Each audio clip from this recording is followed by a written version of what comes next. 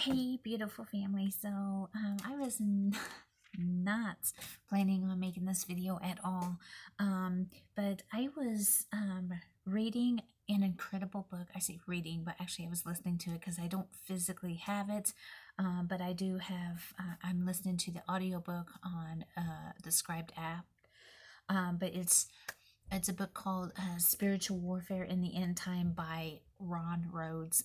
Absolutely amazing book. But he said something in it that just instantly like triggered me in the way where I'm like, I have to make a video on that. Somebody has to hear that. Somebody needs that message. And I know that was the Holy Spirit just really prompting me to do this. So here I am. So I'm going to just go ahead and read some passages of scripture and get into it. So without further ado, the first passage is going to be in the book of John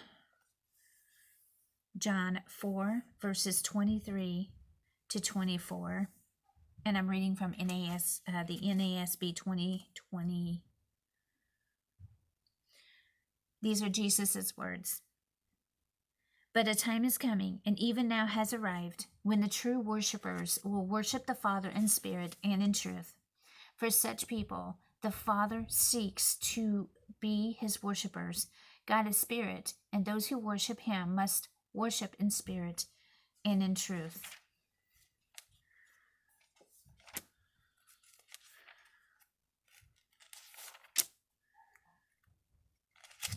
Now I'm going over to Romans.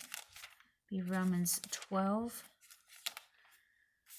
verse 1. Therefore, I urge you, brothers and sisters, by the mercies of God, to present your bodies as a living and holy sacrifice, acceptable to God, which is your spiritual service of worship.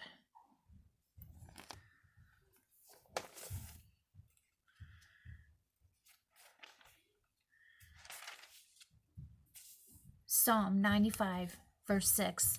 Come, let's worship and bow down. Let's kneel before the Lord, our Maker.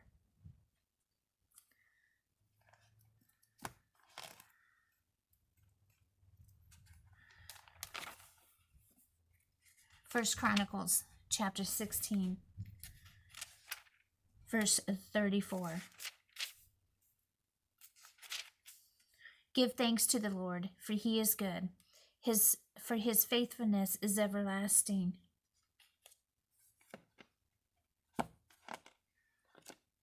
Going to the book of Isaiah. Isaiah 12.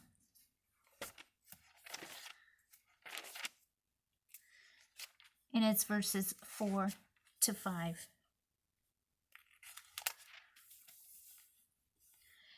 And on that day you will say, give thanks to the Lord, call on his name, make known his deeds, and among the peoples, make them remember that his name is exalted.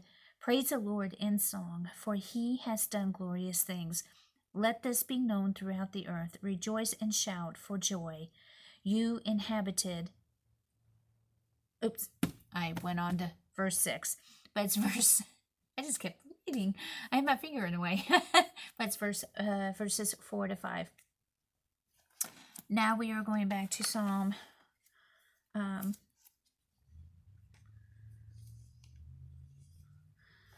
95.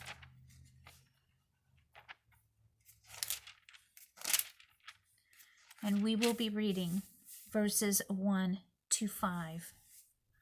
Come, let's sing for joy to the Lord. Let's shout joyfully to the rock of our salvation.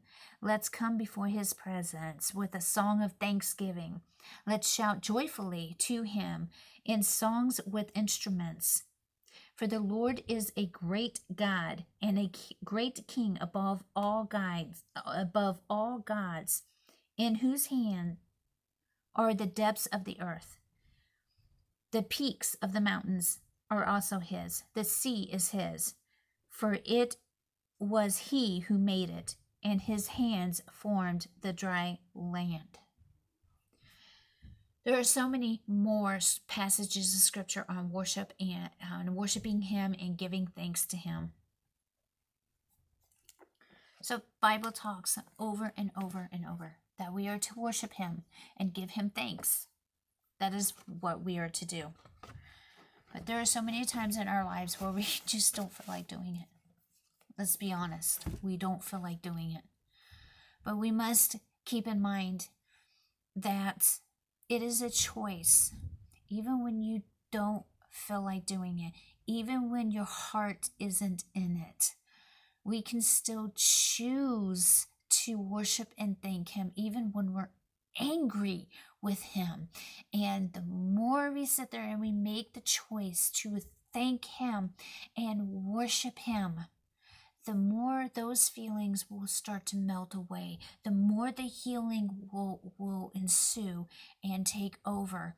His love will come and His peace will come and just wash over us like a river, like a healing river. And it's so beautiful. It's so amazing. We need to keep in mind that worshiping Him and thanking Him are both choices. And if we don't make the choice, and if we make the choice to not worship Him and not thank Him because we're angry, the bitterness and everything's going to grow in the situation that we are in, towards the situation, towards the people, and towards Him. And the more we give Him thanks and the more we praise Him and worship Him, the more healing that will ensue no matter what it is going on. So it's a choice. I can tell you firsthand, my own personal life, there's been plenty of times where I just didn't feel like worshiping Him.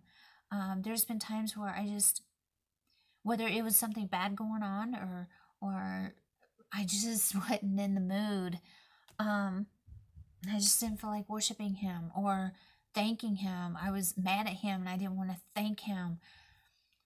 I made the choice to thank Him and worship Him anyway, despite what I felt. And when we do that, the enemy flees, because essentially what we are doing is we are leaning into God and we are rebuking the enemy is what we're doing.